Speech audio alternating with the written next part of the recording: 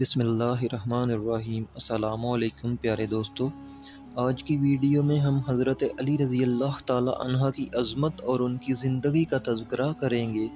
امیر المومنین حضرت علی بن ابی طالب نے 13 رجب عام الفیل کے بعد مکہ مکرمہ کے اندر خانہ کعبہ میں ولادت پائی۔ مورخین نے لکھا ہے کہ جب حضرت علی رضی اللہ عنہ کی والدہ ماجدہ حضرت فاطمہ بنت اسد کو ولادت کی علامت محسوس ہوئی تو وہ خانہ کعبہ کے قریب گئیں اور بارگاہ الہی میں مناجات میں مصروف ہو گئیں۔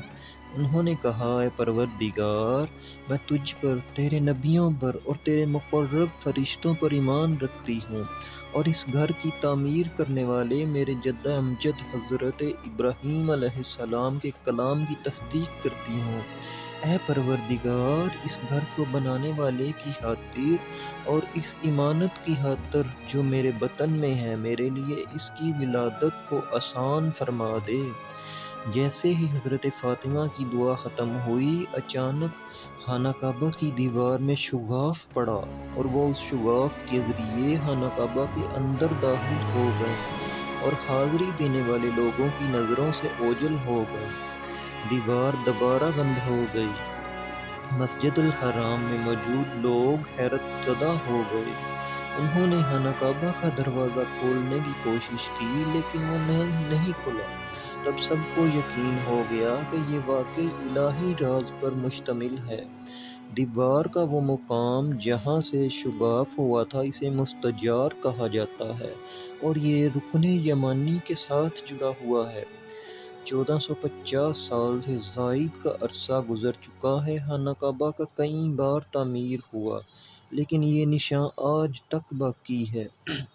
پیارے دوستو، حضرت علی رضی اللہ تعالیٰ عنہ اپنے بہن بھائیوں میں سب سے چھوٹے تھے۔ ان کے بھائی حضرت عقیل، حضرت جعفر اور حضرت طالب تھے۔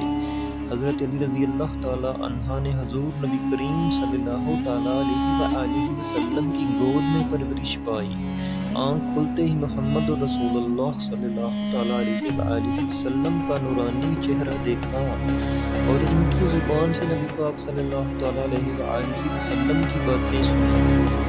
آپ رضی اللہ عنہ کی کنیز ابو الحسن اور ابو تراب تھی۔ آپ کا نکاح حضرت فاطمہ رضی اللہ عنہ سے 2 ہجری ماہ صفر میں ہوا۔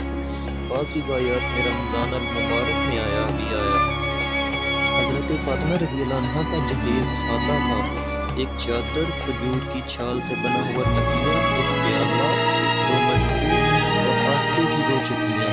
ان کی رہائش کے لیے حضور صلی اللہ تعالیٰ علیہ وآلہ وسلم نے حضرت حارث بن نعمان رضی اللہ عنہ کا گھر حضرت علی و فاطمہ رضی اللہ عنہ کے لیے پیش کر دیا۔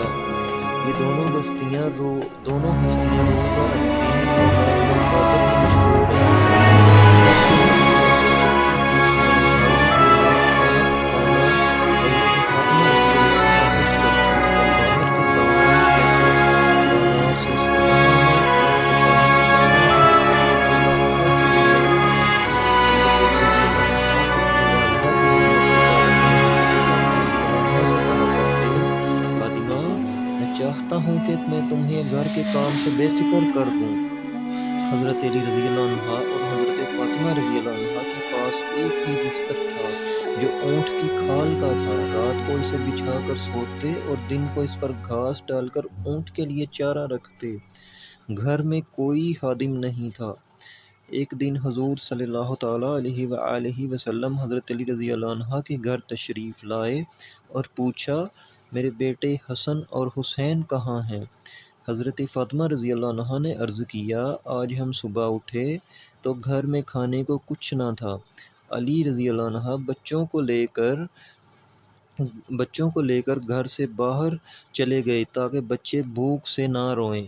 حضور صلی اللہ تعالیٰ علیہ وآلہ وسلم ان کی تلاش میں نکلے اور دیکھا کہ بچے ایک دیوار کے سائے میں کھیل رہے ہیں اور پاس بچی کھچی کھجوریں رکھی ہیں۔ حضور صلی اللہ تعالیٰ علیہ وآلہ وسلم نے فرمایا، علی، دھوپ تیز ہونے سے پہلے بچوں کو گھر لے چلو۔ حضرت علی رضی اللہ عنہ نے عرض کیا، یا رسول اللہ، آج صبح سے گھر میں کچھ نہیں ہے، اگر آپ تھوڑی دیر رکیں تو میں فاطمہ رضی اللہ عنہا کے لیے کچھ کھجوریں جمع کر لوں۔ رسول اکرم صلی اللہ تعالیٰ علیہ وآلہ وسلم بیٹھ گئے۔ حضرت علی رضی اللہ عنہ نے کچھ کھجوریں جمع کیں، کپڑے میں باندھیں اور حضور صلی اللہ تعالیٰ علیہ وآلہ وسلم اور بچوں کے ساتھ گھر واپس چلے گئے۔